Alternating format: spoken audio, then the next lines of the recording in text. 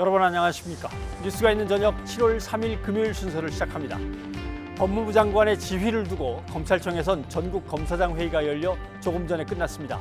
이 검사장 회의가 검찰 조직의 총의를 모으기 위한 것이라는 일반적인 해석도 있고 장관의 감독을 피할 명분을 만드는 것이라는 불신의 눈길도 있습니다.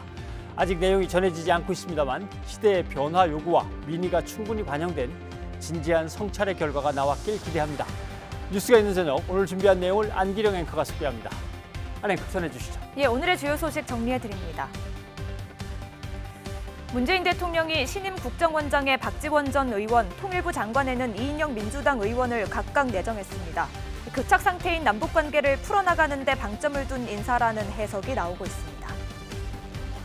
검언유착 의혹 사건과 관련해 추미애 법무부 장관이 윤석열 검찰총장에게 지휘권을 발동한 가운데 이를 받아들일지 논의하는 전국 검사장 회의가 열렸습니다. 윤 총장의 거취에도 관심이 쏠리고 있습니다. 관련된 논란 짚어보겠습니다. 문재인 대통령이 김현미 국토교통부 장관에게 다주택자의 세 부담 강화와 주택 공급의 확대를 지시한 것과 관련해 민주당이 후속 입법에 속도를 내기로 했습니다. 6.17 대책에도 부동산 시장이 불안해진 것에 대해서는 송구하다며 사과했습니다. 부동산 대책과 전망 살펴보겠습니다. 가혹 행위에 시달리다 극단적인 선택을 한 고 최숙현 선수의 사망과 관련해 문화체육관광부가 특별조사단을 꾸렸습니다. 이런 가운데 최 선수가 가해자로 지목한 감독 등은 폭행 사실을 부인했습니다. 취재기자와 함께 자세히 알아보겠습니다. 문재인 대통령이 신임 국정원장에 박지원 전 의원을 임명하는 등 현 정부 후반기를 책임질 두 번째 안보 라인을 발표했습니다. 통일부 장관에는 민주당 이인영 의원을, 국가안보실장에는 서훈 국정원장을 지명했습니다. 차정윤 기자가 보도합니다. 문재인 정부 후반기 한반도 평화 프로세스를 이끌 새로운 외교안보 라인이 확정됐습니다. 문 대통령은 새 국가정보원장 후보자로 사선의 박지원 전 민생당 의원을 발탁했습니다. 국회 정보위원회 활동을 통해 국정원에 대한 이해도가 높고 북한에 대한 정보력과 상황 판단이 탁월하다는 설명입니다. 박지원 후보자는 2000년 남북 정상회담 합의를 이끌어내는 데 기여하였으며 현 정부에서도 남북 문제에 대한 자문 역할을 하는 등 북한에 대한 전문성이 높다는 평가입니다. 박 후보자는 SNS에서 이제 정치의 정자도 꺼내지 않고 국정원 본연의 임무와 개혁에 매진하겠다고 간단한 소감만 밝혔습니다.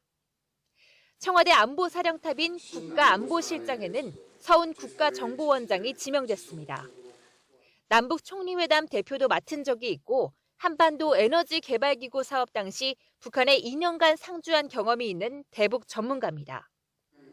한반도 평화를 제도적으로 정착시키기 위해 노력하겠다고 밝혔습니다. 현 상황에 대해 신중하게 대응하되 때로는 담대하게 움직일 수 있도록 준비할 것입니다. 통일부 장관 후보자에는 사선의 더불어민주당 이인영 의원이 내정됐습니다. 더불어민주당 남북관계 발전 및 통일위원회 위원장을 맡는 등 남북관계에 대한 전문성을 갖췄다는 평가입니다.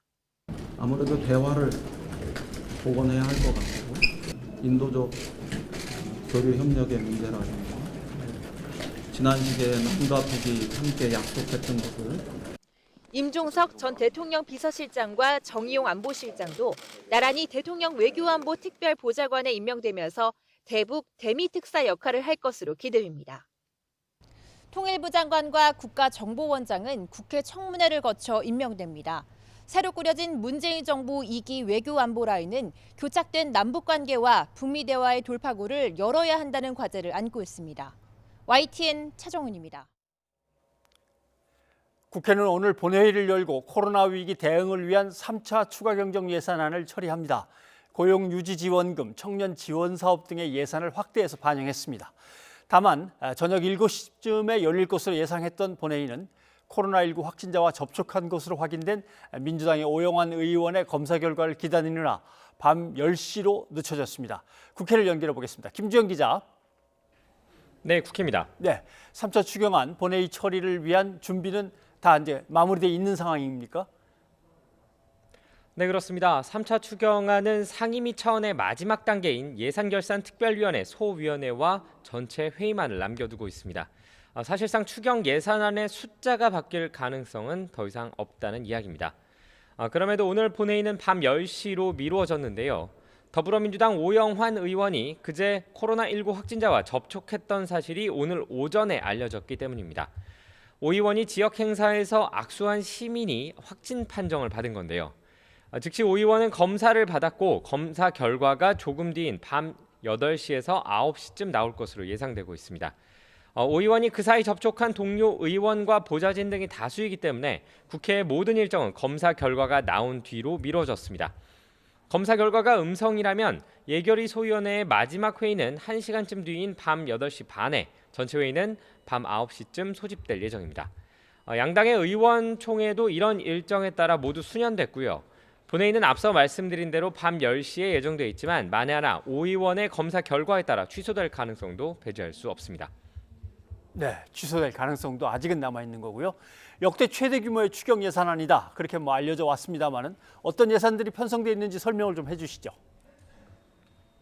네, 미래통합당의 보이콧 속에 단독으로 추경안 심사를 벌인 더불어민주당은 코로나19 위기 극복과 포스트 코로나 대응 방안이라는 추경안의 목표에 맞춰서 심사를 진행했다고 밝혔습니다. 민주당 박홍근 예결위 간사는 이런 취지에 따라 노동자, 청년 지원 예산을 늘려서 추경안에 반영했다고 설명했는데요. 노사정 대타협에서 논의했던 고용유지 지원금, 민주당에서 요청한 청년주거 일자리 지원 사업, 재정이 어려운 대학에 대한 지원 예산이 추가됐습니다. 추경의 전체적인 규모는 정부 안보다 최대 2천억 원 정도 줄어든 35조 1천억 원 정도가 될 것으로 보이는데요. 예산을 늘리면 국가 채무가 증가한다는 점과 여야 갈등 속에 추경안 심사가 늦어지면서 일부 집행기간이 줄어든 부분 등을 고려했다는 설명입니다. 통합당은 졸속 심사라며 맹공을 펼쳤습니다. 기재부 차관 출신인 통합당 유성걸, 송원석, 추경호 의원 등은 성명서를 내고 제1야당도 없이 많은 상임위에서 한두 시간 만에 심사를 마쳤다고 비판했습니다. 통합당은 본회의에 불참할 방침인 가운데 의원총회를 통해 대응 방안 등을 논의할 예정입니다. 지금까지 국회에서 YTN 김주영입니다. 오늘 오전부터 릴레이 방식으로 진행됐던 대검찰청 전국 검사장 회의가 조금 전 9시간 만에 끝났습니다. 검언 유착 의혹 사건과 관련한 추미애 법무부 장관의 지휘권 발동에 대해 어떻게 대응할지 논의를 했는데 추 장관의 지시를 부당하다고 보는 의견이 많았던 것으로 전해지고 있습니다. 현장 취재기자를 연결해 보겠습니다. 박석영 기자. 네, 대검찰청입니다. 네, 조금 전에 다 끝났다고요? 네, 오늘 오전 10시부터 시작된 전국 검사장 회의는 조금 전 종료됐습니다. 회의는 릴레이 형식으로 진행됐는데 가장 먼저 오전 10시부터 고검장 회의가 대검찰청 8층에서 시작돼 오후 2시에 끝났습니다. 이후 서울 수도권 지검장 회의가 예정보다 1시간 길어져 오후 5시까지 이어졌고 마지막 비수도권 지검장 회의가 9시간 만인 오후 6시 50분에 종료됐습니다. 이성윤 서울중앙지검장은 애초 참석할 예정이었지만 수사 담당청은 오지 않아도 된다는 대검 연락을 받고 불참했습니다. 회의에서는 수사에서 총장을 배제하라는 게 적법한 지시인지 수사가 아닌 총장 직무 범위 안에 있는 사안도 지휘 대상인지 등이 논의된 것으로 보이는데요. 회의는 찬성 반대 의결 형식이 아니라 의견 수렴 간담회 형태로 한 명씩 돌아가면서 이야기하고 토론을 한 것으로 전해졌습니다. 회의가 릴레이로 온종일 이어진 만큼 대검 측은 윤 총장 최종 입장이 오늘 안엔 나오기 어려울 것 같다고 밝혔습니다. 네, 검사장들이 추미애 장관의 조치에 대해서 크게 반발하고 있다는 보도도 있었는데요. 오늘 회의 분위기는 어땠습니까? 네, 추 장관 지시는 수사자문단 소집 중단과 윤 총장 수사팀 지휘 배제 이렇게 두 가지입니다. 어제 열렸던 대검 부장회의에 이어 오늘 검사장 회의에서도 수사자문단 소집 중단은 받아들일 수 있지만 총장의 수사 지휘를 배제하라는 지시엔 문제가 있다는 의견이 다수 제시된 것으로 알려졌습니다. 다만 단순한 성토보다는 거기에 대한 해법이나 대응에 초점을 맞춰 다양한 의견이 나온 것으로 전해졌습니다. 검사장 회의 진행 동안 법무부는 기자들에게 입장을 보내 특임검사 임명이 필요하다는 등 일각의 주장에 대해 선을 그었습니다. 수사팀 교체 등은 이미 때늦은 주장이라 명분과 필요성도 없고 장관 지시에도 반하는 것이라며 거부 의사를 분명히 밝혔습니다. 아울러 장관의 지시는 수사팀의 결대로 법률과 양심에 따라 공정하게 수사하라는 취지였다고 또 한 번 압박했습니다. 네, 결국 윤석열 총장이 어떤 선택을 할지 관심인데요. 언제쯤이면 입장이 나오겠습니까? 네, 검찰 입장에서는 수사 지휘를 받아들여도 받아들이지 않아도 곤란합니다. 받아들이면 검찰총장이 권한을 스스로 포기하면서 사실상 식물총장으로 전락할 수 있고요. 거부하면 장관 지휘를 따르지 않았다는 비판과 함께 총장이 수사나 감찰 대상이 될 수 있습니다. 윤 총장은 오늘 검찰 조직의 핵심 지휘부인 검사장들 의견을 듣고 장관 지휘 수용 여부를 비롯해 본인 거취 문제까지 종합적으로 판단할 것으로 보이는데요. 오늘 검사장 회의를 발판으로 검사들이 지휘권 발동을 두고 집단적인 목소리를 낼지도 주목됩니다. 지금까지 대검찰청에서 YTN 박서경입니다. 추미애 법무부 장관의 지휘권 발동을 놓고 검찰 안팎의 시선은 엇갈립니다. 정당한 지휘라는 지적도 있지만 직권 남용이라는 주장도 있습니다. 수사 지휘권 발동이 어떤 의미를 갖길래 이처럼 시각차가 존재하는지 이종원 기자가 취재했습니다. 검찰 사무와 권한 등을 규정한 검찰청법 제8조입니다.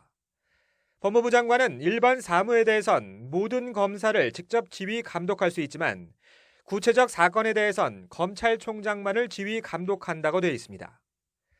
추미애 장관이 수사 지휘서에 명시한 규정이자 정당한 수사 지휘로 보는 시선이 존재하는 근거입니다. 그러나 추 장관의 지휘 내용이 수사 지휘에 해당하는지에 대해선 반론이 존재합니다.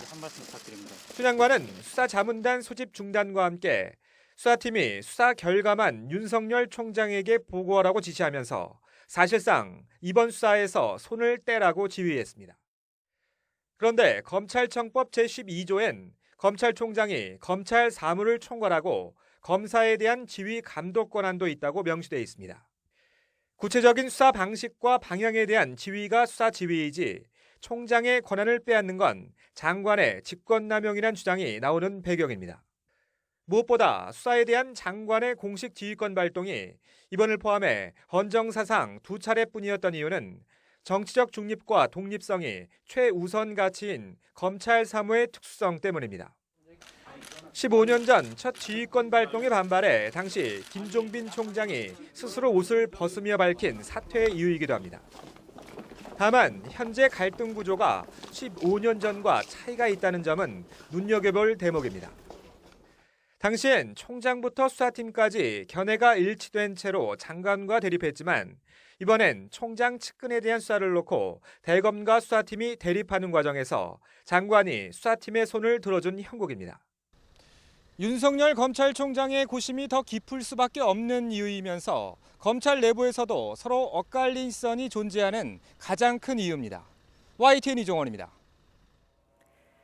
어제 조국 전 법무부 장관의 부인인 정경심 동양대 교수의 재판에 증인으로 나온 조교 김모 씨가 검찰이 징계를 언급하며 강압적으로 조사했다고 증언했습니다.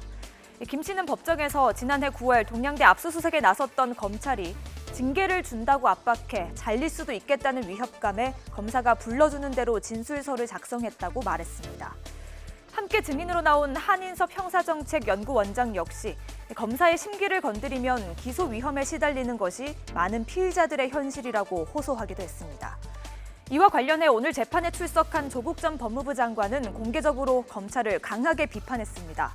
검찰이 기소권과 영장 청구권을 독점하며 막강한 권력을 남용하는데도 통제 장치는 미미하다고 꼬집었는데요. 직접 들어보시죠.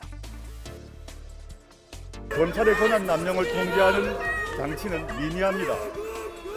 작년 말 공수처법이 국회를 통과했지만 발족은 험난합니다.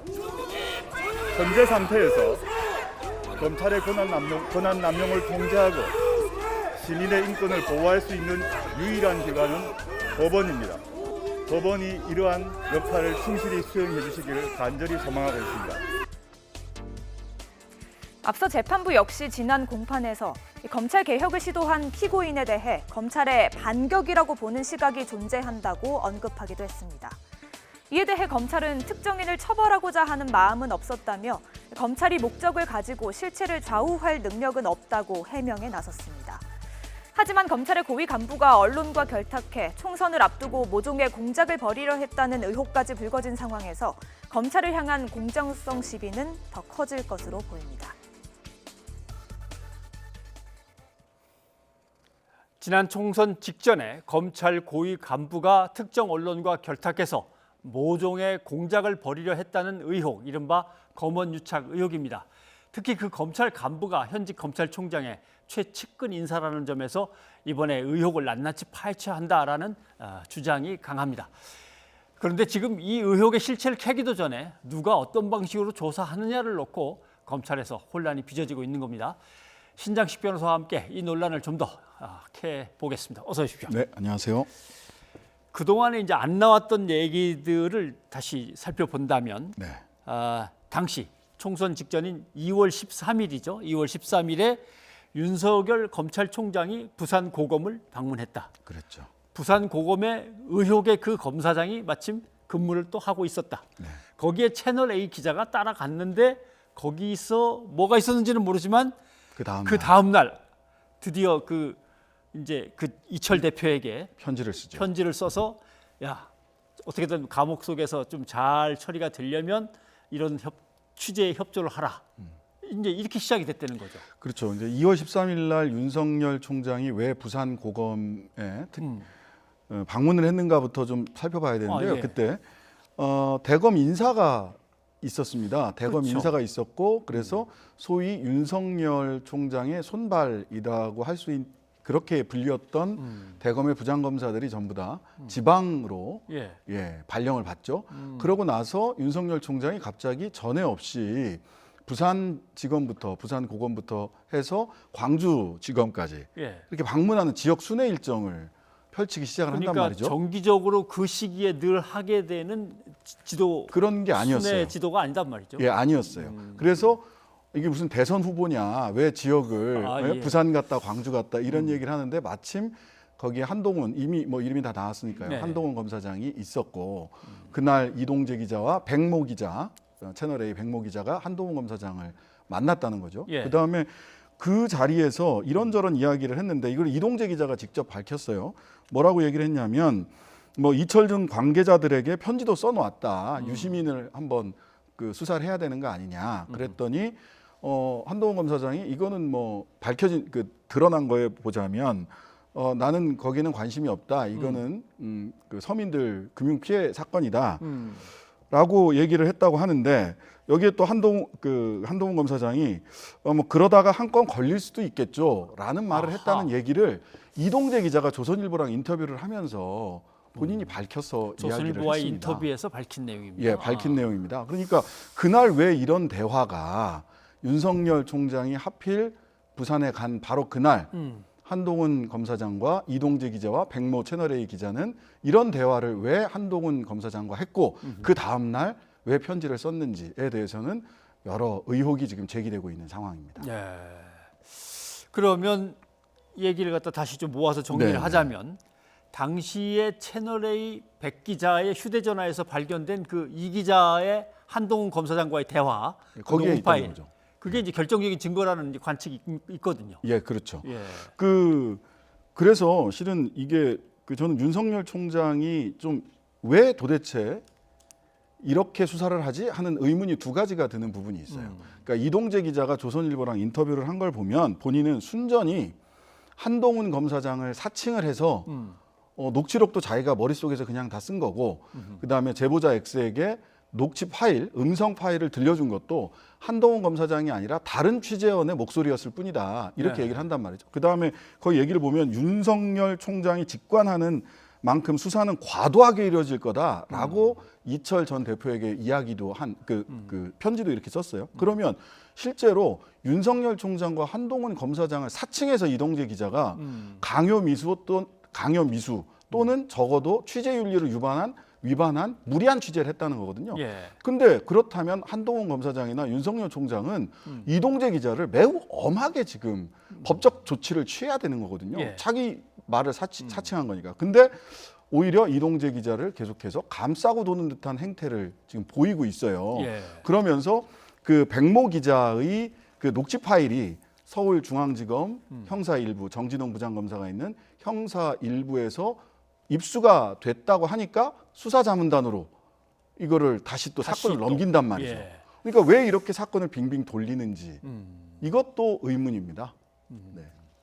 바로 수사에 들어가거나 네. 문제가 생기면 고발을 하든 고소를 하면 되고 그렇게 그러면 하면 또 되는 그거에 거죠. 의해서 조사를 하면 되는데 그러니까 이게 사건이 인권 감독관실로 갔다가 형사 1부로 갔다가 그랬다가 수사 자문단으로 갔다가 그다음에 그 수사 자문단 관련해서도 대검 부장회의도 거쳐서 결론이 안 났음에도 불구하고 본인이 대검 부장회의 결정대로 따르겠다라고 윤 총장이 본인이 6월 4일 날 지시를 했는데 부장회의에서 결론이 안 났음에도 불구하고 수사 자문단 본인이 결정해서 진행을 해버리고 그리고 법무부 장관의 지시가 있자 오늘 사실은 검사장 회의라는 거는 합리적 의사결정을 위한 협의체 등 운영에 관한 지침이란 대검 예규에 보면 없습니다. 그런 회의는. 아무런 권한도 없고 결정을 할 수도 없는 회의거든요. 오늘 그런 회의를 소집을 해서 오전 10시부터 잠시 전까지 마라톤 회의를 했다. 왜 이렇게 빙빙 폭탄 돌리기를 하는 것인지. 어떻게 보면 검찰 내부에 잘못한 건 하나도 없고 채널A 기자가 다 시나리오를 짜서 벌인 일이라면 전국에서 검사장들 다 불러 모을 일도 사실 없죠. 윤석열 총장과 한동훈 검사장 이름을 사칭하고 한동훈 검사장이 하지도 않은 얘기를 이동재 기자 말에 따르면 하지도 않은 얘기를 지어낸 녹취록을 가지고 사건이 여기까지 왔다. 그러면 검사장을 다 불러낼 게 아니라 사실은 그 중앙지검 형사 1부에서 또는 윤석열 총장이 직접 이렇게 검찰을 사칭하는 기자들은 앞으로 가만두지 않겠다. 법적 책임을 묻겠다. 이렇게 가야 정상적인 거 아닌가. 이동재 기자의 말을 100% 신뢰한다고 하더라도. 보이스피싱 수사를 할 때 보면 네. 제일 엄하게 다스리고 다급하게 수사하는 것이 검찰청 검사 사칭하는 사칭이죠. 겁니다. 검사 사칭입니다. 뭐 난리가 납니다. 검사 사칭했다고 하면. 근데 검사를 사칭했다는 수사는 본격적으로 들어가지 않고 빙빙 돌리면서 왜 이렇게 하지? 라는 의문을 국민들은 가질 수밖에 없습니다. 자, 그러면 지금까지 저희 둘이 이렇게 진행한 얘기를 오늘 모인 검사장들도 다 아는 얘기들인데 일단 대충 뭐 자기가 동의를 하든 안 하든 다 읽어봤을 얘기들인데 오늘 검사장 회의에서 어떤 얘기가 나왔을까요? 검사장 회의에서는 그 법무부 장관의 추미애 법무부 장관의 소위 지휘권 발동, 수사 지휘라고 한 지휘권 발동이 검찰총장의 권한을 침해한 것 아니냐라고 하는 성토의 목소리가 좀 나왔다고 하고요. 그다음에 또 뭐 다른 대안은 없냐. 그렇다면 수사자문단 회의는 사실 완전히 그 보류된 상태지 완전히 이게 수사자문단 회의 소집하지 않겠습니다. 이렇게 돼 있는 상태는 아니거든요. 그래서 수사자문단 회의는 뭐 이제 소집하지 않는 것으로 취소하되 이거 법무부 장관의 지휘권을 지휘를 받아들일 거냐 말 거냐에 대한 얘기들이 좀 있다고 하는데 이것도 조금 좀 국민들이 보기에는 납득하기 어렵죠. 뭐 명확한 답은 아직 안 온 것 같습니다. 예를 들면 그러면 전문수사단 모여서 회의해가지고 이 문제를 논의하는 것은 법무부 장관이 하지 말랬으니까 이제 그럼 안 하는 겁니까? 라고 했는데 아니 검사장들이 모여서 회의안이라고 당연히 뭐 지금 열릴 수 있는 상황이 아니니까 뭐 못 열었다는 건지 안 열었다는 건지 앞으로 열겠다는 건지 취소는 아닙니다. 이 정도까지 오늘은 안 하지만 취소는 아닙니다. 정도가 아니다. 대검의 입장으로 알고 있습니다. 어렵습니다. 자, 검찰 조직 내에 분명히 서울중앙지검장 같은 이제 법무부 장관과 이 입장을 똑같이 하는 사람도 있고 또 어떻게 보면 서울중앙지검 내에도 반대하는 사람이 있을 수 있고 대검의 부장단 회의에서 논란이 길어진 거 보면 거기도 또 의견이 다른 것 같고 내부에서 각각의 의견이 있고 각각의 반발이 있는 것 같습니다. 문제는 검찰이 이전부터 그 검사 동일체 원칙이라고 해서 실은 검사 동일체 원칙이라는 게 검찰총장부터 일선의 검사들까지 하나의 몸이라는 거잖아요. 근데 이전에는 청와대 비서실장, 민정수석, 법무부 장관 뭐 이런 출신들이 전부 다 검찰이기 때문에 사실은 청와대에서부터 검사 동일체 원칙이 법무부 장관까지 있었던 거죠. 그러다 보니까 내부 이견을 어떻게 처리해야 되는지 민주적으로 어떻게 의사결정을 해야 되는 건지에 대해서 경험들이 없습니다. 이것을 단순히 뭐 검찰총장의 지휘권이 이렇게 됐느냐 저렇게 됐느냐의 문제도 분명히 짚고 넘어가야 되겠지만 내부적인 이견을 민주적으로 어떻게 해소하고 갈 거냐라는 것에 대해서 저는 검찰이 깊이 성찰할 필요가 있다고 생각을 합니다. 누군가는 그렇게도 얘기하잖아요. 검사 동일체 원칙이라는 것이 사실은 이게 무슨 조폭들의 원칙이냐. 어떻게 한 사람 검찰총장부터 일선 검사까지 하나의 목소리만 내야 되느냐. 이런 이야기를 하기도 하죠. 예. 사실 예전 같으면 민정수석이 한마디 하면 예, 한마디 이제 검찰총장한테 위에서 의견이 이러십니다라고 얘기하면 검찰총장이 그걸 다 알아서 정리를 집행했죠. 하고 법무부 장관한테 위에서 얘기가 이렇게 나왔기 때문에 제가 이렇게 정리하니까 알아서 그렇게 여기 아시면 알고 되겠습니다. 계세요. 이렇게 예. 하면 이제 끝나는 거죠. 그게 검사 동일체 원칙입니다. 네. 근데 이제 문민 통제가 들어가니까 이게 이제 엉키기 시작하는군요. 예, 어떻게 그래서 보면. 뭐 이런 법무부 장관은 못 봤다라고 검찰 쪽에서 얘기를 하기도 하는데 이런 법무부 장관을 못 봤죠. 왜냐하면 다 검사들끼리만 서로 했으니까요. 예, 검사 출신 아닌 사람이 법무부 장관인 상황이죠. 아무튼 박상기 전 법무부 장관은 당시에 네. 이제 장관을 맡고 있었으니까 이게 다 조국 전 장관이 되는 것을 어떻게든 막아보려는 데서 시작된 것 같다라는 이제 의견을 분명히 내보였습니다. 그 이 인터뷰의 녹취를 잠깐 한번 듣고 오죠. 네. 부부 1심 동체 민정수석이 그런 거 하면 되느냐 이런 식의 이제 도덕적 판단부터 시작해가지고 법적으로 이런 사람이 법무부 장관 하면 되느냐고 그렇게 말을 해? 결론이 법무부 장관 낙마죠. 본인이 그렇게 말을 합니까? 장관 낙마라고? 낙마라고 얘기해서 법무부 장관 해서는 안 된다는 얘기가 그 말. 네, 여기에 대해서 대검이 다시 해명을 내놨어요. 네. 장관이 총장한테 만나자고 해서 만났더니 장관이 걱정을 하길래 장관에게 이런 취지로 설명을 하고 한 것이다. 그런데 어떻게 보면 장관이 또 만나주세요라고 해서 만나가지고 검찰총장한테 얘기를 하면 검찰총장이 그거에 대해서 설명하고 또 조금 이상하긴 합니다만은. 네, 사전에 보고를 이미 압수수색이 시작된 이후에 지금 박상기 전 법무부 장관 말씀드리면 당일이 국무회의를 하는 날이라서 광화문 정부청사로 가던 가고 도중에 있는데. 예, 검찰과장인가요? 검찰부장인가? 당시나 검찰국장이 아닌가 싶습니다. 검찰국장으로부터 보고를 받았다는 거죠. 이미 압수수색이 진행되는 가운데 이것도 굉장히 이례적일 뿐만 아니라 국무회의 마치고서 윤석열 총장을 만나서 예. 제3의 장소에서 만나서 그런 설명을 들었다라고 했는데 저는 오늘 그 대검이 낸 입장 중에서 와 이렇게까지 표현해도 되는 것인가? 그러니까 선처를 부탁해서 원론적으로 대응했다 이렇게 얘기를 했단 말이죠. 조국 전 장관 문제에 대해서 너무 이렇게 강압적으로 하시지 말라고 선처를 부탁하니까 예. 총장이 설명을 했다. 총장이 원론적인 설명을 했다라고 얘기를 하는데 그러면 이게 의견이 다를 수 있습니다. 사실 의견이 다르기 때문에 그 의견에 대해서 서로 주고받을 수는 있죠. 근데 이것을 선처를 부탁했다라고 이야기하는 것은 박상기 전 법무부 장관의 증언을 마치 그때 직권을 남용하거나 또는 다른 방식으로 봐주기 수사를 해달라라고 이야기하는 것처럼 실은 설명을 한 게 아니라 박상기 전 법무부 장관의 발언에 대해서 굉장히 반격을 하고 공격을 한 것이나 다름이 없는 거죠. 그래서 대검이 이런 식으로 입장을 밝혀도 되는 것인지 좀 의문입니다, 사실. 결국 이런 문제는 검찰의 조직이라는 것 그리고 검찰의 조직에 또 대응으로 나오는 공수처라는 것 이 두 개에서 비롯된 거라고 보십니까? 일단 검찰의 어제 박상기 전 법무부 장관도 그렇게 얘기를 하시던데 권력기관의 개혁은 본인 스스로 할 수가 없다. 다 이해관계자들이기 때문에. 그래서 공수처 설치 내지는 검경 수사권 조정과 떼려야 뗄 수 없는 동기로부터 시작된 것이다라고 하는 것이 합리적인 추단이 아닐까 싶습니다. 네, 알겠습니다. 오늘 검사장 회의가 비공개였기 때문에 자세한 내용을 모르겠는데 어떤 얘기들이 나왔는지 한번 쭉 읽어보고 다음 주에 우리가 또 얘기를 이어가야 될 것 같습니다. 예, 오늘 고맙습니다. 네, 감사합니다.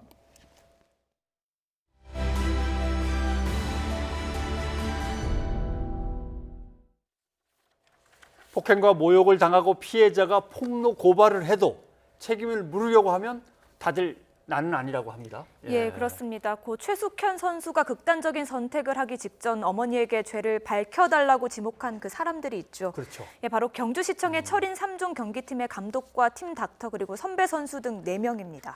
네, 그 감독과 선수들은 폭행 사실을 부인하면서 팀 닥터를 폭행의 주범으로 지목을 합니다. 예, 그러면서 오히려 고인에 대해 흠집 내기를 시작했습니다. 김재형 기자입니다.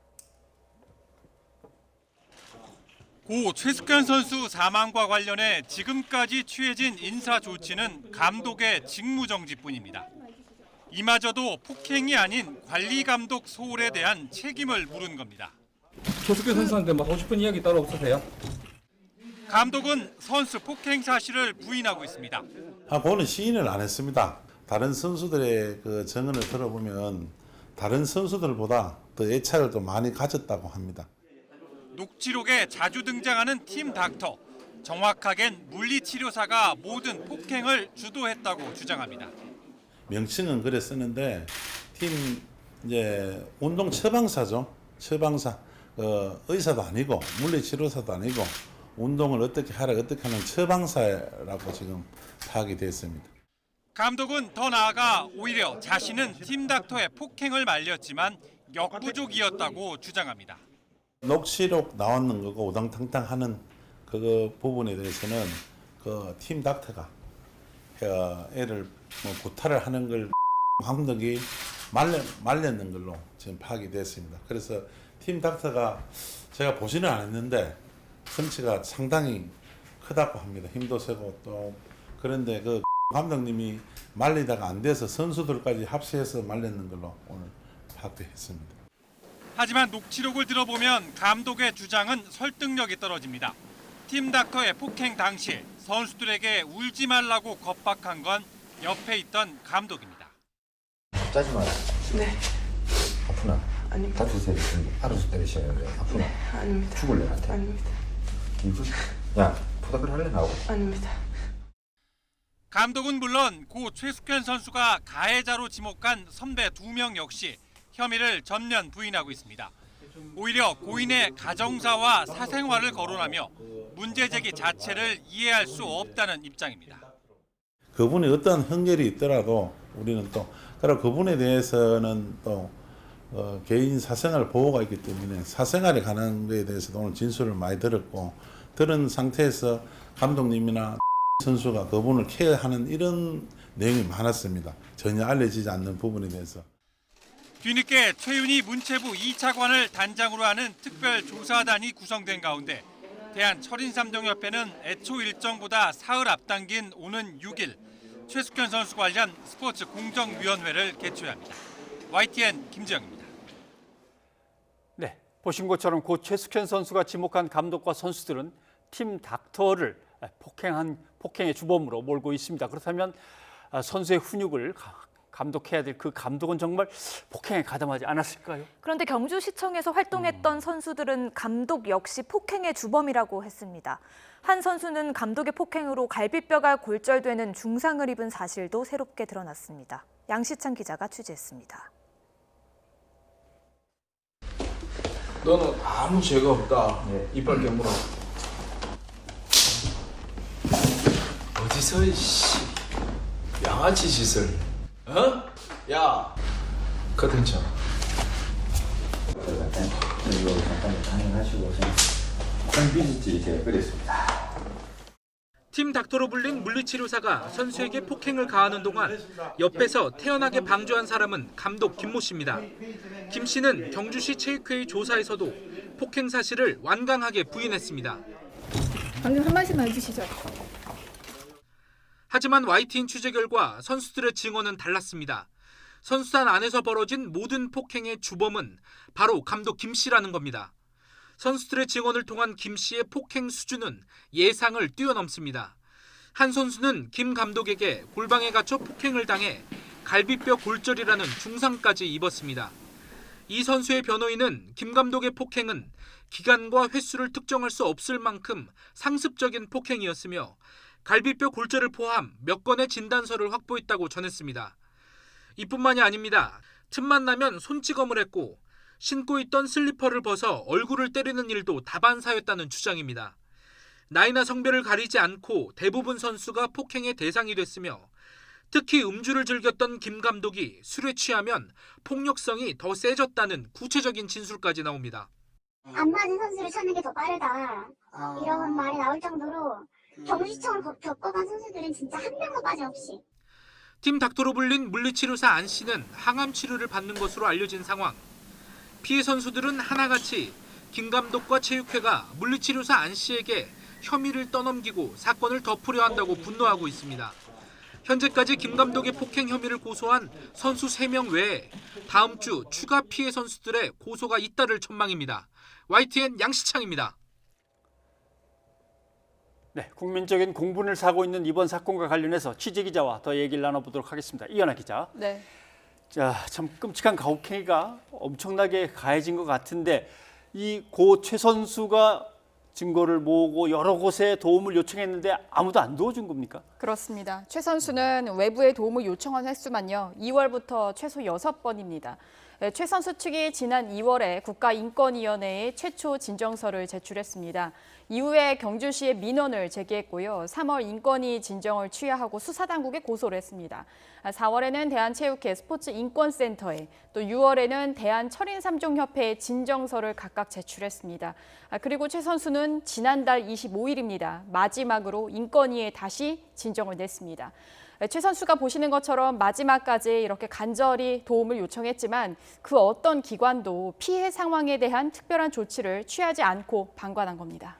예, 아주 여러 번 도움을 요청했는데 그 도움을 외면했다는 생각이 드는데요. 그래도 외부 기관은 그렇다고 해도요. 최 선수가 소속되어 있던 경주시청 측은 조금 더 적극적으로 대응했어야 하지 않나 또 이런 생각이 드는데요. 네, 일단 고 최숙현 선수가 2017년과 2019년 활동한 이 경주시청 팀은요. 관리하고 또 책임이 있는 곳이 경주시와 바로 경주시 체육회 영역입니다. 네. 이 기간 최 선수는 감독과 팀닥터 또 선배 2명으로부터 보시는 것처럼 이제 폭언과 폭행, 갑질 등 가혹행위를 당했고 결국 올해 초에 부산시 체육회로 소속을 옮겼습니다. 그리고 이제 지난 2월에 최 선수의 아버지가 경주시를 찾아가서요. 앞서 말씀드린 이런 가혹행위 사실을 알리고 징계를 요청했지만 별다른 조치가 없었습니다. 그로부터 한 달 뒤에 감독과 팀닥터 선배 2명을 이제 폭행 혐의로 검찰에 고소했는데 그때도 경주시 측에서는 어떤 조치도 없었습니다. 이에 대해서 경주시는 담당 공무원이 감독과 선수를 조사하려 했는데 그 당시 전지훈련 중이었다. 또 수사 재판 결과가 나오지 않아서 섣불리 징계 검토가 어려웠다라고 해명하고 있습니다. 하지만 이 넉 달 가까이 아무런 조치를 하지 않은 점이 결국에는 이 늑장 대응이라는 비판을 피할 수가 없는 겁니다. 예. 또 이 경주시 체육회 역시 보면은 국회에서 이용 의원이 기자회견을 하기 전까지는 아무런 조치를 하지 않았습니다. 그러다가 결국 지난 1일에서야 인사위원회를 부랴부랴 소집했고요. 어제 감독만 직무정지를 하는 결정을 내린 겁니다. 도대체 사건이 어떤 것인지 전모가 밝혀진 게 별로 없어 보입니다. 지금이라도 제대로 조사를 해야겠습니다. 그렇습니다. 일단 어제 청와대 국민청원에요. 이 최 선수의 지인이라고 소개한 청원인의 글을 보면 이 당시 최 선수 본인의 심경을 자세히 설명하고 있습니다. 예. 그 당시 내용을 좀 보면은 그 도움을 요청한 모든 공공기관과 책임 있는 부서들이 최 선수를 외면했고 사건 해결보다는 밖으로 새나가는 것을 두려워하는 모습만 보였다라고 비판을 했습니다. 청원인은요, 이어서 또 국가조차 나의 권리를 지켜줄 수 없을지 모른다는 이 극한의 심리적 압박과 스트레스를 받으면서 최 선수가 더욱더 큰 절망감을 느꼈다라고 지적을 했습니다. 현재 이 가해자 측이 관련 혐의를 부인하는 것을 넘어서 전직 경주시청 소속 선수들에게 전화를 모두 돌려서요. 최 선수에 대한 인격 모독과 음해성 발언을 이어가고 또 탄원서를 작성할 것을 강요했다는 주장까지 제기가 되고 있습니다. 예. 현재 이 검찰 수사와 정치권의 진상조사가 진행 중인 만큼 가혹행위뿐 아니라 책임 있는 기관들의 조치가 적절했는지도 함께 밝혀져야 할 것으로 보입니다. 불법적인 폭력이나 모욕행위 없이 선수들의 능력을 이끌어내고 민주적으로 개방적으로 훈련을 해낼 수 있는 사람이 아니면 체육 지도자가 돼서는 안 되겠습니다. 그런데 엄격히 심사를 해야 될 것 같습니다. 앞으로는. 예, 이현아 기자 수고하셨습니다. 네, 정치권도 고 최숙현 선수 사건에 대해서는 모처럼 한 목소리를 내고 있습니다. 피해를 호소하는 최 선수를 관계기관들이 모두 외면하는 바람에 이런 비극이 발생했다면서 철저한 진상규명과 재발 방지를 약속했습니다. 하지만 그 방식을 두고는 온도차가 존재하는데요. 우철희 기자가 보도합니다. 국회 문화체육관광위 소속 더불어민주당 의원들이 기자회견을 자청했습니다. 고 최숙현 선수에게 미안함을 밝히면서 소속팀이던 경주시청 등 지자체와 대한체육회를 비롯한 체육계, 문화체육관광부, 검찰, 경찰 등 당국을 집중 겨냥했습니다. 관계기관의 외면이 안타까운 죽음을 낳았다는 겁니다. 문제의식이 부족한 지자체와 체육계 그리고 우리 사회에서 소위 힘있는 기관으로 분류되는 검찰과 경찰이 한 사람의 생명을 대수롭지 않게 민주당은 오는 6일 문체위 긴급 현안 질의는 물론 필요하다면 청문회를 열어 또 다른 피해자가 나오지 않도록 진상을 규명하겠다고 강조했습니다. 상임위 논의에 일체 불참하고 있는 미래통합당의 협조도 촉구했습니다. 야당도 빨리 국회로 복귀해서 같이 상임위에서의 이런 문제를 대책을 논의하는 게 국민에 대한 예의다 이렇게 생각합니다. 민주당보다 한 발 앞서 자체 TF를 꾸리며 대응에 나섰던 통합당 역시 관계기관을 질타하고 나섰습니다. 국가와 체육계, 경찰과 행정당국 이 중 단 한 곳만이라도 최 선수의 말을 들어주었다면 지금의 비극은 없었을 것입니다. 다만 민주당이 상임위 차원의 대응에 무게를 두고 있는 것과 달리 통합당은 당내 TF를 통한 자체적인 대응에 주력한다는 방침입니다. 또 다음 달 5일 시행을 앞둔 운동선수 보호법의 미비점을 보완하는 후속 입법인 이른바 최숙현법 처리에도 방점을 찍고 있습니다. 최숙현법은 피해 신고 접수 뒤 신속한 처리와 피해자 구제에 초점을 맞추고 있습니다. 법적으로는 좀 신속 처리가 가장 미비한 것 같습니다. 즉각적으로 어떤 그 관련 사항에 대해서 처리가 좀 들어가거나 또는 지도자와 선수 간에 또 격리 조치가 이런 신속적인 처리가 좀 필요한데 고 최숙현 선수가 남긴 절규를 대하는 정치권의 문제의식은 대체로 비슷합니다. 다만 어지러운 전국 상황에서 비롯된 대응 방식의 차이를 딛고 여야가 진상규명과 재발 방지에 의미 있는 성과를 만들어낼지 주목됩니다. YTN 우철입니다. 최숙현 선수의 죽음, 스포츠계에 계속되는 폭력. 보십시오. 뿌리 뽑을 근본 대책을 마련할 때라고 돼 있습니다만 뿌리 뽑다. 한자어로는 근절이라고 합니다. 근절. 보시죠. 2009년에 폭력을 근절하겠다. 2012년에 폭력 근절 대책 발표. 2016년 스포츠계 폭력 사태 근절 선언. 계속 나왔던 겁니다. 워낙 여기저기서 종목도 많고 뻥뻥 터지니까 관리가 힘들다? 그것도 아닙니다. 다시 한번 보십시오. 2004년 빙상연맹에서 구타 파문이 있어서 회장단이 총사퇴. 그러나 2019년 또 쇼트트랙 빙상연맹에서 아이스하키채로 두들겨 맞아서 온몸에 멍이 들었습니다. 터진 데서 또 터지고 회장단이 모두 쫓겨나도 고쳐지질 않습니다. 선언과 대책은 이것 말고도 얼마든지 널려 있습니다. 한번 보시죠. 문체부 정상화 특별 전담팀까지 출범, 문체부 성폭력 등 체육계 비리 근절 대책 브리핑도 하고 계속 있습니다. 너무 자주 내놓다 보니까 앞뒤가 구분 안 되는 것도 있습니다. 한번 잘 보십시오. 첫 번째 권고안이 발표됐는데 2019년입니다. 두 번째 권고문이 나왔는데 2018년입니다. 예, 뒤로 갑니다. 왜 그러냐면 하나는 혁신위원회 거고 하나는 예방대책위원회 거니까 그렇다고 이해하고 싶지만 전부 다 문체부 겁니다. 다 같은 문체부 건데 어차피 영혼 없이 내놓는 거니까 정리정돈이 전혀 돼 있지 않은 겁니다. 그러면 어쩌면 좋을까? 오늘 언론 보도 제목을 보겠습니다. 가혹행위 예방할 수는 없을까? 대한체육회 가해자 영구 퇴출. 대한체육회도 죽음의 가해자다. 이렇게 됐습니다. 결국 종합하면 꼭 필요한 좋은 사람 몇 분 빼고는 모두 나가달라는 얘기입니다. 그 다음에 다시 시작하는 것이 해결의 시작일 것 같습니다. 변상욱의 앵커 리포트였습니다.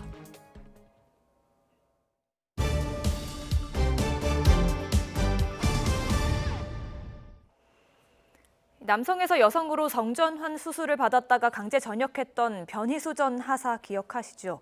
이 변 전 하사의 전역 처분 취소 요청이 기각됐습니다.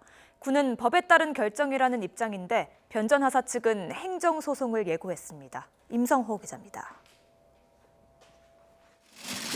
지난 1월 육군본부는 휴가 중 성전환 수술을 받고 온 변희수 하사를 강제 전역시켰습니다. 변 전 하사 측은 즉각 인사소청을 냈습니다. 남성의 성기가 없다는 점을 신체 장애로 판단해놓고 규정을 운운하는 군의 천박한 인식에 참담한 신경을 금할 수 없다. 때마침 법원은 변 전 하사의 법적 성별을 여성으로 정정했습니다. 하지만 육군은 결정을 뒤집지 않았습니다. 최근 인사소청 심의위를 열어서 변 전하사 전역 처분을 면밀하게 심의한 결과 위법성이 확인되지 않았다며 인사소청을 기각한다고 밝혔습니다. 변 전하사와 군인권센터 등 시민단체 측은 즉각 반발했습니다. 먼저 지난 2월 법원이 변 전하사의 법적 성별을 여성으로 정정한 만큼 남성의 심신장애를 이유로 한 전역 처분은 위법이라고 주장했습니다. 또 군인사법에 따르면 심신장애가 있는 군인이 현역 복무를 원하면 건강 상태를 심의했어야 하는데도 군이 이를 이행하지 않았다고 주장했습니다. 변 전하사 측은 6본의 이번 결정에 불복한다며 행정소송을 제기해서라도 군으로 돌아가겠다고 강조했습니다. 군의 이번 결정은 성전환자를 장애인으로 규정하고 있는 군인사법의 한계를 넘지 못한 것이어서 복무 조항들의 성소수자 차별적 성격을 두고 논란이 이어질 것으로 보입니다. YTN 임성호입니다.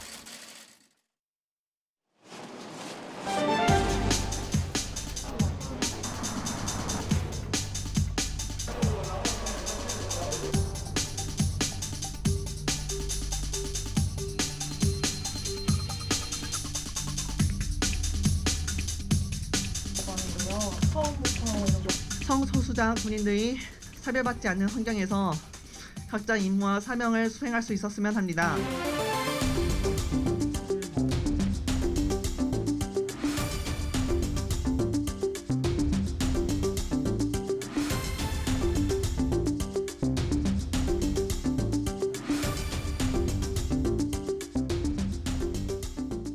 차별금지법이 어떤 법인지에 대해서 조금 설명 좀 해주시겠습니까? 누구라도 어떤 그 사람의 성별이나 아니면 장애의 유무나 나이나 혹은 뭐 성적 지향 이러한 특성들을 이유로 불합리하게 삶의 아주 필수적인 영역에서 차별받는 것을 금지하는 것을 목적으로 하는 법안이고요. 제일 큰 게 성적 지향 조건이 아닐까 싶은데, 그래서 이제 통합당 같은 경우는 그런 조건을 빼고 하자 이렇게 하는데 거기에 대해서는 어떤 생각이신지.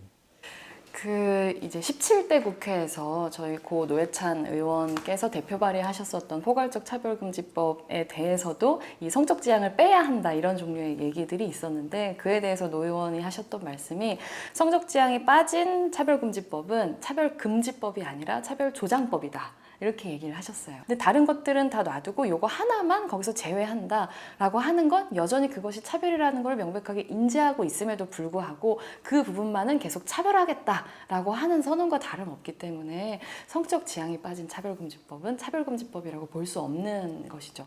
이 차별금지법이 통과가 되면 동성애가 죄라고 한 목사님이 계시잖아요. 그분들은 이제 처벌을 받게 될 수도 있는 상황인 것 같은데, 그런 처벌 같은 것들은 뭐 따로 있나요? 일단 이 법안은 기본적으로 보호를 위한 법안이지 처벌을 위한 법안은 아닙니다. 모두의 동등한 시민으로서 존엄하게 살아갈 권리를 누리기 위한 그런 마스크와 같은 법이다. 그런 말씀을 드리고 싶습니다. 일부러 나는 남자를 줘야지, 남자들이 여자들이 난 레즈비언이 돼야지 이렇게 선택하는 게 아니고 타고난 걸 그렇게 타고난 건데, 여자라서 승진 안 되고 뭐 남자는 승진 되고 그거 자체가 말이 안 된다고 봐요, 저는 개인적으로. 그래서 이런 부분들이 빨리 좀 평준화됐으면 좋겠는데 뭐 그게 쉽게 되겠어요? 법 테두리 안에서 강제성으로 차별을 한다는 거는 약간의 문제성이 있지 않을까, 그걸 조심히 생각해서 여러 가지 조율이 필요하다고는 생각이 드네요.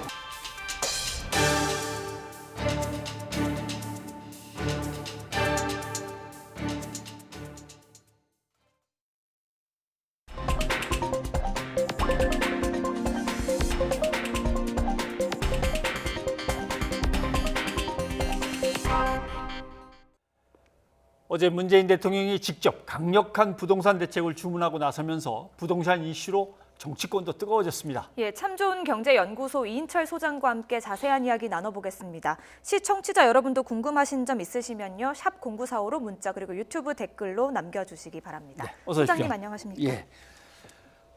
부동산 대책을 내놓으면 어딘가 조금 빈 구석이 보이고 풍선 효과도 일어나고 하니까 대통령이 다시 불러갖고 특별 조치를 지시했습니다. 대통령의 지시사항부터 좀 설명을 해주시죠. 그렇습니다. 지금 부동산 시장이 이제 대책의 내성이 생기면서 서울의 집값이 월간 기준 6월부터 상승세로 돌아섰어요. 네. 여기다 6.17 대책이 발표됐지만 30대가 굉장히 분노하고 있습니다. 아니 실수요자인데 대출받고 집 사면 바로 6개월 이내에 전입해야 하고 뭐 이런 규정 때문에 주거 사다리를 또 완전히 제거하는 게 아니야 이런 불만이 이제 폭주했습니다. 그러다 보니까 이제 문재인 대통령은 이런 실수요자는 보호하되 투기는 차단하겠다라는 취지입니다. 크게 4가지를 당부했는데요. 그 지시 내용을 좀 살펴보면 투기성으로 부동산 구입을 하는 거, 매입하는 거는 규제하겠다. 그리고 다주택자에 대해서도 세금 부담을 강화하겠다. 구체적으로 21대 국회에서 이 종부세 개정안은 최우선 입법 과제로 처리해라라고 지시를 한 겁니다. 그리고 두 번째가 이 실수요자들입니다. 생애 최초의 주택 구입자나 이제 전월세 거주자의 경우에는 그리고 청년이나 신혼부부의 주택 구입 시에는 세금 부담을 완화하는 방안도 검토하라. 이렇게 얘기를 했거든요. 부동산 세금은 크게 3가지가 있어요. 하나는 보유하면 내는 게 있습니다. 보유라는 건 재산세, 7월과 9일에 내는 보유세와 종합부동산세가 있고 거래세가 있어요. 거래세는 취등록세가 들어갑니다. 팔 때 양도 차익, 이 3가지가 있는데 보유세는 우리가 선진국보다 낮습니다. 한 80% 수준. 그러나 거래세와 양도세는 불편한 진실이지만 굉장히 높습니다. 그런데 이런 첫 번째 주택 구매하는 사람들도 취등록세가 부담이 될 수 있으니 이런 의미로 해석이 되고 있습니다. 두 번째, 세 번째가 바로 이제 공급 물량 확대예요. 그동안 정부의 스탠스는 3기 신도시를 제외하면 대부분 우리 뭐 자가율이 좀 낮을 뿐이지 주택 보급률은 100%를 넘어섰어. 공급보다는 투기적인 요인 때문에 부동산 시장 교란이 심화되고 있다라는 이제 논리였지만 어쨌든 공급 확대 물량을 얘기를 했고요. 그러다 보니까 일부에서는 그러면 3기에 이어서 4기 신도시도 발표되는 게 아니냐? 이런 이제 기대감이 나오고 있는 거고요. 또 하나가 필요하다면 보완책이 필요하다면 추가적으로 대책 내라라는 겁니다. 자, 이런 것들을 직접적으로 지금 언급을 했기 때문에 아마 21대 국회에서 지금 오늘 뭐 이해찬 대표가 직접 사실은 이제 김현미 국토부 장관이 주무부처 장관으로서 현 정책에 대해서 얘기를 해야 되는데 오히려 이해찬 대표가 부동산 시장의 불안에 대해서 송구하다라고 이제 사과를 한 것으로 미루어서 약간의 어떤 이 정책의 전환이 있을지 여부는 좀 지켜봐야겠습니다. 일단 지지율이 떨어지는 게 급하니까 대표가 얼른 나서시긴 했군요. 그리고 많은 분들이 세금에 대해서 민감하게 반응하시는 것 같습니다. 문재인 대통령도 21대 국회에서 종합부동산세법 개정안, 종부세법 개정안 제일 먼저 처리하라 이렇게 지시를 했는데요. 종부세 어떻게 해야 합니까? 총선을 앞두고는 뭐 내리겠다고 했다가 또 이제는 올리겠다고 하거든요. 어떻게 해야 됩니까? 맞습니다. 이 정책의 일관성이 좀 있어야 되는데 사실은 이 총선 과정에서는 여당 일부 의원들조차도 강남에 이제 입후보하신 분들은 1주택자의 종부세는 낮아야 한다 이런 얘기를 했거든요.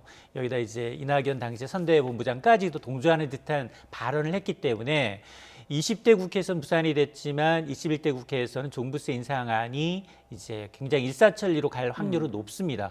그럼에도 불구하고 야당은 또 1주택자의 보유세 강화에 대해서는 좀 반대하는 입장은 있습니다. 그러나 전세적인 트렌드는 이 보유세는 우리가 이제 앞서 제가 말씀드렸습니다만 선진국의 한 80% 수준이에요. 그러니까 높여가는 게 맞습니다. 그리고 지금도 공정시장 가액뿐만이 아니라 이걸 현실화하고 또 하나는 종부세를 인상하는 것이 지금 단계적으로 되고 있어요. 그러다 보니까 선진국도 보면 이 보유세를 강화하는 식으로 가는 건 분명히 맞지만 그럼에도 불구하고 다주택자들이 세금 부담 때문에 집을 좀 내놔야 되는데 지금은 약간은 좀 정책이 미스매치라고 해야 되나요? 2017년 8.2 대책에는 임대사업자들에서 강제 혜택을 줬습니다. 뭐 여러 가지 세제 혜택을 주면서 권장했는데 그분들은 다주택자이지만 8년 동안 매물을 내놓을 수가 없어요. 자, 그런 부분에 있어서 매물 잠긴 현상이 있었고 또 하나는 이게 다주택자들이 종부세 부담이 커진 것보다 오히려 집값 상승에 대한 기대감 때문에 오히려 갖고 있다는 겁니다. 아니면 증여나 상속으로 돌리고 있다는 거거든요. 궁극적으로 보유세 부담을 강화하면서 다주택자들한테 압박을 주는 건 맞지만 집값 상승세가 세금의 인상분보다 훨씬 커버리면 매물이 안 나온다는 거거든요. 그러다 보니까 시장 안정이 우선돼야 합니다. 어렵습니다.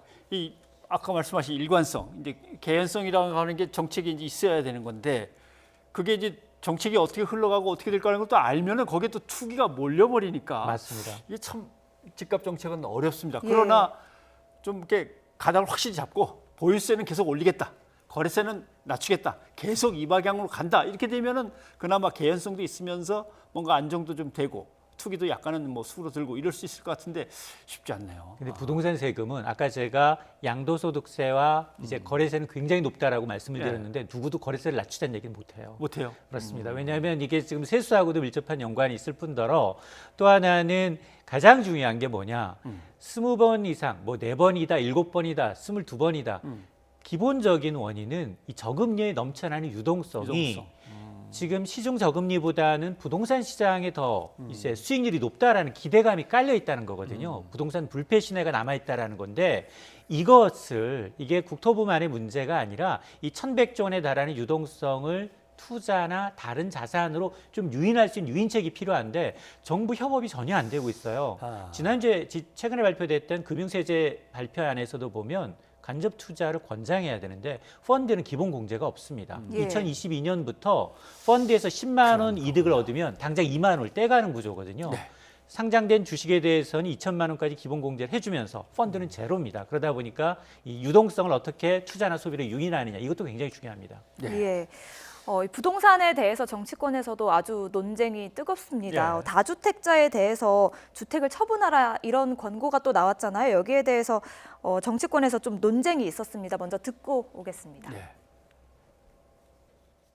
지금 미래통합당에는 다주택 보유자가 훨씬 더 많은 걸로 알고 아닙니다. 있는데요. 그 시장님 그 팩트를 정확히 하셔야 되고요. 청와대 그 훨씬 적습니다. 청와대가 어쨌든 처분하라고 지시를 했으니까 우리 미래통합당도 저는 따랐으면 좋겠네요. 그러면 국민들이 굉장히 좋아할 것 같습니다. 우리 올 시장님 하신 말씀을 민주당에게 그대로 똑같이 강력하게 해주셨으면 그럼 좋겠습니다. 두 당이 동시에 하시는 거죠? 그렇습니다. 예, 박원순 서울시장과 최형두 미래통합당 원내대변인 사이에 있었던 논쟁인데요. 청와대 참모들에게 이제 주택 처분 권고 지시가 내려졌잖아요. 그런데 이 정책을 만들고 수정하고 하는 국회의원들도 해당되는 이야기 아닙니까? 이 얘기 예전에도 나왔어요. 경실련이 현 정부의 부동산 정책에 대해서 굉장히 신랄하게 비판하고 있습니다. 현 정부 들어서 집값 상승률이 50%다라고 하니까 김현미 장관은 아니다, 14%다.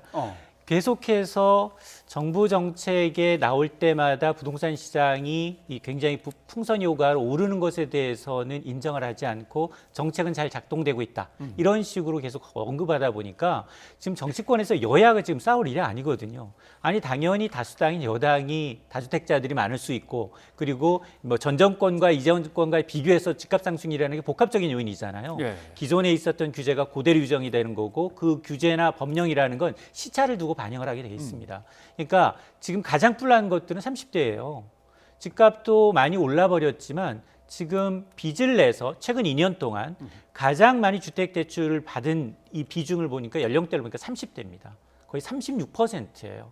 이분들은 왜 내고 있느냐. 이렇게 투기적인 세력이 집값을 올려놓으니까 내 생에는 정말 집을 살 수 없겠구나라는 부담감 때문에 빚을 내고 사고 있다는 거거든요. 이런 분들이 지금 정치권에서 여야가 야, 니네가 집이 더 많고 다주택자가 더 많고 니 현 정부에서 집값 상승률이 더 높고 이런 싸움을 보길 원하는 건 아니거든요. 그러니까 머리를 맞대고 실수요자들이 피해를 가지 않도록 하는데 머리를 맞대야 되는데 오히려 지난 이제 국회에서는 뭐 야당이 전혀 상임위 활동을 안 하다 보니까 종부세 인상하자라는 안이 그대로 폐기가 됐어요. 자, 그런 걸 미루게 되면 누구 하나의 잘못은 없습니다. 손뼉이 마주쳐야지 소리가 나지 않습니까? 뭐 시간이 없어서 시청자들의 질문 다는 소화를 못 하는데 5천만이 궁금해하는 한 가지. 그럼 하반기 부동산 시장은 어떻게 되겠습니까? 지금 나오고 있는 이런 대책들이 수요 위주의 어떤 규제책 그리고 이제 공급이 나온다 하더라도 지금 살만한 곳에 입지는 정말 없거든요.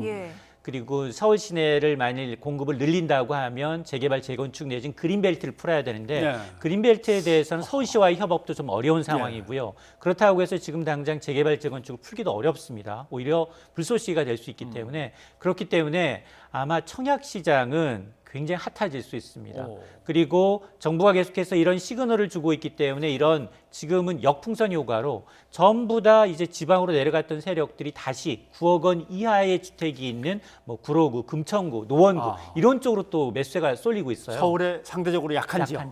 그러니까 이제 그런 이제 이 낙인 효과. 그러니까 정부가 9억 원 이하를 집값을 이제 규제를 하게 되면 그 규제를 피한 곳으로 자꾸 자금이 올라가고 있기 때문에 앞서 제가 가장 먼저 이제 범부처가 논의해야 될 게 이 부동자금을 어떻게 하면 투자 소비를 유인할 수 있는지 이 방법도 같이 생각을 해야 되고 또 하나는 30대의 불안감을 해소하는 건 바로 임대주택, 공공주택 로드맵이 필요합니다. 예. 지속적으로 집값이 오르더라도 우리는 저렴한 곳에 좋은 입지에 임대주택을 공급할 때니 불안하지 마십시오. 이런 시그널을 줘야 되거든요. 근데 이런 시그널이 안 돼 있기 때문에 지금 30대들이 불안해하고 있는 거거든요. 그러니까 실수요자들 분명히 있어요. 왜냐하면 청약 경쟁률이 현 정부 들어서 과거보다 한 2배 정도 높아졌어요. 지금 청약 시장은 투기꾼들이 범접할 수 없습니다.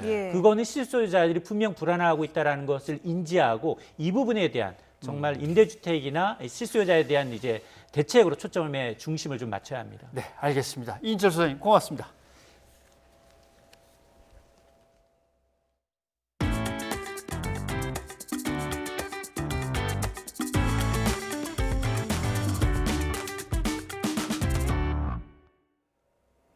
코로나19 소식입니다. 학교 내 전파 우려가 제기됐던 대전 초등학교에서 다행히 추가 확진자는 나오지 않았습니다. 하지만 새로 확진된 일가족을 중심으로 감염이 확산하고 있는데요. 방역당국은 이들이 다닌 교회와 병원의 접촉자들을 검소하고 있습니다. 이상곤 기자입니다. 확진 판정을 받은 대전 느리울초 사회복무요원과 아버지가 지난달 28일 예배를 본 관저동의 한 교회입니다. 교회 주차장에 선별 진료소가 만들어졌고 검사를 받으려는 교인들이 길게 줄을 섰습니다. 확진자들과 같은 날 예배를 본 180여 명이 진단검사를 받았습니다. 전날 검사를 받은 성가대 등 30여 명은 음성 판정이 나왔습니다. 간호조무사로 일하는 사회복무요원의 어머니도 확진된 뒤 동료 2명의 감염이 확인돼 입원 환자와 직원 등 40여 명이 격리된 채 검사를 받았습니다. 대전시는 어머니의 증상 발현이 빨랐다는 점과 병원에서 감염 증상을 보인 환자가 있었다는 진술에 주목하고 있습니다. 복합적으로 여러 증상이 있었거든요. 근데도 출근을 했었다는 게 좀 저희도 참 잘 이해가 안 가고 왜 직원들에 대한 그 관리가 그랬었나 하는 그런 아쉬움이 많이 남습니다. 학교 내 전파 의심 사례로 확인된 천동초등학교와 사회복무요원이 감염된 느리울 초등학교에서는 다행히 추가 확진자가 나오지 않았습니다. 대전시는 다양한 경로를 통해 소규모 집단 감염이 발생하고 있다며 고강도 생활 속 거리 두기 기간을 일주일 연장했습니다. 이런 가운데 확진자 2명이 다녀간 용산동 현대 아울렛이 방역당국의 폐쇄 권고를 무시한 채 영업을 해 무리를 빚었습니다. 시설 폐쇄 뒤 집중 소독을 하기로 했지만 오전에 평소처럼 손님을 받았다가 1시간여 만에 문을 닫았습니다. 대전시는 아울렛 측이 폐쇄 약속을 지키지 않았다며 경위를 조사해 강력히 조치하겠다고 밝혔습니다. YTN 이상곤입니다.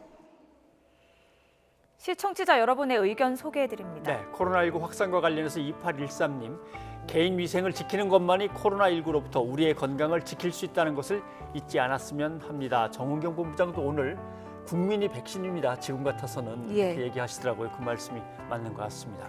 예, 그리고 이어서 고 최숙현 선수에 대해서 유튜브에서 숲속 공기님, 얼마나 힘들고 두렵고 아팠을지 꽃다운 나이에 숨진 고인의 명복을 빕니다 하셨습니다. 네, 유튜브에서 야생화 편지님도 팀 닥터와 감독, 체육회장 그리고 그 외의 폭행 가담자 모두를 엄벌해야 합니다 해주셨습니다. 예, 유튜브에서 박나나님, 경주시 체육회장도 도의적으로 책임져야 합니다 하셨습니다. 3920님은 피해자는 있는데 가해자는 없는 이상한 상황이네요. 최숙현 선수의 죽음이 억울하게 묻히지 않도록 해주세요 해주셨습니다. 예, 많은 분들도 의견 주셨는데요. 오늘 고 최숙현 선수의 안타까운 죽음을 애도하며 이주영의 조금 늦은 이야기 들려드리고 마치겠습니다. 고인의 명복을 빌겠습니다. 네, 최 선수의 비극을 끝으로 정말 다시는 이런 폭력의 희생자가 나오지 않기를 간절히 바랍니다. 최 선수의 마지막 외침에 답을 하고 또 희생을 막을 책임과 의무가 우리 모두에게 있는 거죠. 저희는 다음 주에 다시 찾아뵙겠습니다. 여러분 고맙습니다.